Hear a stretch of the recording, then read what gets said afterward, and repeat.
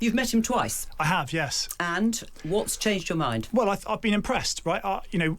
As a Pembrokeshire representative, I need things that I can take back to Pembrokeshire to say, look, he gets it. And I think particularly on making sure that we can unblock some of these things, whether that's around economic growth, making public service work for people locally, those are the two things that he's really focused on, right? So having that devolution, having a place-based approach within that context could be really good, right, for Pembrokeshire and the people that I represent who are struggling, right? We have high rates of child poverty. We have, difficulty around opportunity, people being able to stay in the county. So have that approach is a really welcome and positive one. So it's just a week until Andy Burnham is due to take office as Prime Minister, and his rapid rise has left some MPs still making up their minds about him. One of them is Henry Tufnell, the Labour MP for Mid and South Pembrokeshire.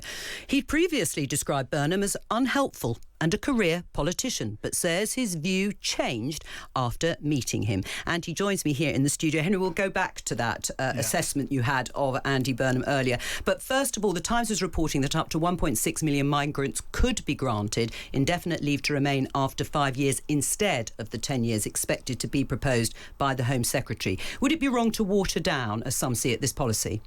Look, these announcements haven't been confirmed by the Home Office. We're waiting to hear. But what's your thoughts? Well, look, I went to in my constituency. We have the age demographic is quite an old one, and I went to a care company on Friday to meet with the care workers there. We've had changes in respect to their visas, so we ended recruitment for overseas care workers last year.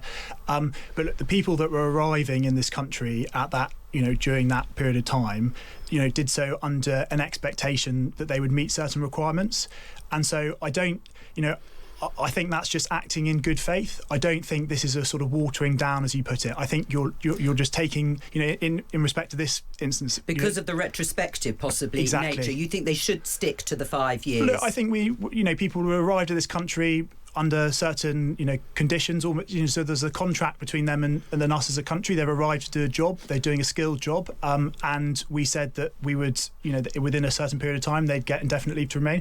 I think, for the Home Office, if this is what's going to happen, to say, look, that's what we will look to remove that retrospective aspect of it, I think that's fine. I mean, you're still reducing the pull factors here. You're still saying that people that are coming in will have to have that extra addition, but you're just thinking about people who are here, the people that I met in Pembrokeshire on Friday, who've worked incredibly hard and came here under an assumption, and I think it's right that this country honours that. Right, so you don't want to see that retrospective aside. You wouldn't want to necessarily see it doubled to 10 years. That could put you at odds with Andy Burnham. Look, the issue is the reports coming out of the Home Office saying that this change might be made. It hasn't been confirmed. I'm just saying that I can understand why the Home Office are thinking about it, because I've met with care workers in my constituency that came here under good faith and feel that the goalposts have been shifted, and they were required here for a purpose. There's a need for them to and I think we need to act appropriately. And so if the Home Office do want to do this, I think that's a welcome thing. I don't think it's watering it down. Are you eating your words, having previously described Andy Burnham as unhelpful and a career politician, the man who is now going to be Prime Minister? Shall I give a bit of context? So this was in Labour Party conference last year, but I think, look, this is what all politicians have to do when they're quoted back awkward things. But the point I was trying to make last year is it's about delivery. So there's an element that we get obsessed in this country with personality politics, and we forget about what it is that we need to do as a government to deliver for people, that I represent in Pembrokeshire. But, we all of us in the Parliamentary Labour Party have constituents that we need to deliver for. And so I think it's important that that's always at the front of our mind, rather than getting obsessed about the personality. Well, of course, delivery is key. But you did call him a career politician, which is a sort of pejorative term. Well, but it's not untrue, is it? No, it's not. That's also true. It can be a fact. But why did you come to that conclusion and sort of describe him in that way? Well, I think at the time we were just over a year into government. I think we wanted to focus on the delivery, and I think we were having a distraction in respect of focusing on this personality clash, right? I think we've got to a different stage now where we've had the local elections. As a Welsh MP, we had a complete wipeout in Wales. There was difficulty with the Prime Minister trying to get the confidence of the Parliamentary Party that he was the right man to deliver on those things that we need to do in order to retain and the trust of the British people. You've met him twice. I have, yes. And what's changed your mind? Well, I've been impressed, right?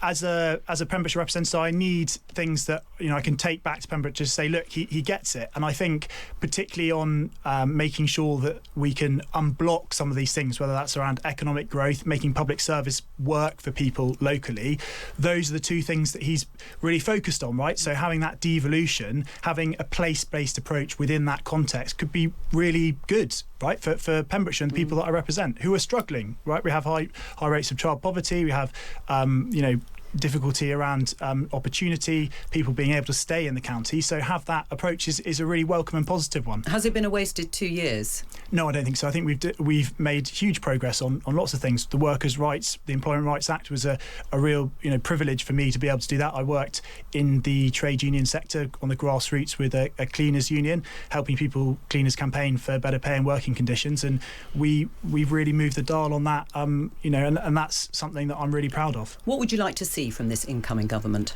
So I'm really passionate about a just transition in respect of UK energy policy. I think we need, and that's another thing that I've been really encouraged by Andy Burnham in terms of what he's said on reindustrialisation. I think that's a really positive step in the right direction, that we want to see places that I represent. Pembrokeshire powers Britain. We power 20% of the UK energy market, predominantly in the oil and gas sector. We have opportunities for a transition to renewable energy with various floating offshore wind, sustainable aviation fuel, but we can't lose the jobs that are there at the moment that sustain livelihoods and the communities that I represent. Right. Well, what do you make of Ed Miliband's pursuit of net zero and not opening those oil fields? Yeah. So I've said that we should take a more pragmatic approach, particularly in the context of the Iranian war, on top of the fact that if you think about it, we want to be able to get that energy security and not offshore our carbon emissions. I think it's absurd to have a situation where you're importing oil and gas from third parties who have lower environmental regulations and are ultimately emitting more carbon into the atmosphere, because climate change is a global problem. What would your reaction be to Ed Miliband becoming Chancellor? Look, I'm not going to be pulled into a discussion on position and people in the cabinet. I understand that totally. You're not in a position to say so, and nor are we in that sense. But it is a possibility, more than a possibility. It's been widely discussed. Would that worry you? I'm talking about his views on net zero if he became Chancellor. Well, as I said in terms of, you pulled me into those comments about what I said about Andy Burnham, in a similar fashion with Ed Miliband, the issue is about delivery. Right, I've been advocating since I've been elected for a long period of time about a change in respect of how we view our energy policy. I've been saying that quite publicly. Sure. And look, that's the issue. It's not which personality occupies which position. Well, except that it's very clear the policy direction of Ed Miliband in the cabinet at the moment, and if that were transferred to the Treasury, how would that affect you? Well, except that what I've heard in the meetings that I've had with Andy Burnham is that he wants to focus on reindustrialisation. He wants good growth in every postcode, and we have opportunities in Pembrokeshire to deliver that for him, right? And so I'm really encouraged by what he said, and I think that's the most important thing to focus on: what we can deliver as a government, how we can make the opportunities there for the people that I represent, rather than different personalities and what they may or may not bring. You talked about the elections, and as you say, the Labour performance was dismal. How can Andy Burnham, and is he the right person to combat the threat of reform? I think it's incumbent on all of us. I don't think we should be putting Andy in the position where he has a magic wand that he can just wave and it's all going to be okay. I think we, as a parliamentary party, need to get behind him, show unity, and collectively try to address this problem. Look, Andy will obviously bring his skills and expertise. He's been around for a long time. He was obviously elected in 2001, a special advisor before that as well. So he has a track record in terms of understanding Whitehall, understanding what it means to try and get that delivery on the ground. And if we can get in behind him, we can collectively bring that fight to the other political parties that we need to beat to retain our majority in the next general election. Have any of your friends in Parliament, Labour MPs, others, had reservations like you and have been convinced maybe, or still not? Well, look, there's a broad church in the Labour Party. We have different political views. We have, but this is quite a big change that's going to happen. Yes. A momentous change. I mean, talking to people, do you think they have had reservations? Well, look, I think one of the real things that I haven't touched upon is the culture change. So I think Andy was very clear on that when he sent out an email to the Parliamentary Labour Party, but in all the meetings he's talked about trying to change the culture.